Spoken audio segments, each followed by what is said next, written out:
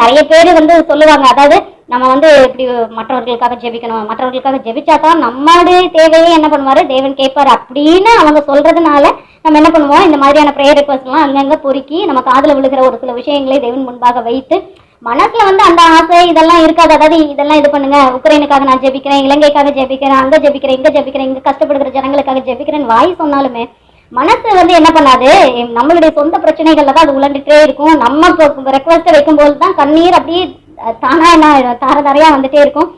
ஆனா மற்ற விஷயங்கள் தேவனுடைய காரியத்தை அப்படி வைக்கும் பொழுது நம்மளுடைய இருதயம் அப்படி இயங்குதா, நம்மளுடைய இருதயம் அதற்காக ஆசைப்படுதா, அதற்காக ஏக்கம் உள்ளதாக இருக்கிறதா அப்படின்னு சொல்லிட்டு உண்மையிலேயே நம்ம சோதிச்சு பார்த்தோம் அப்படின்னு சொன்னா அப்படி எதுவுமே இருக்காது.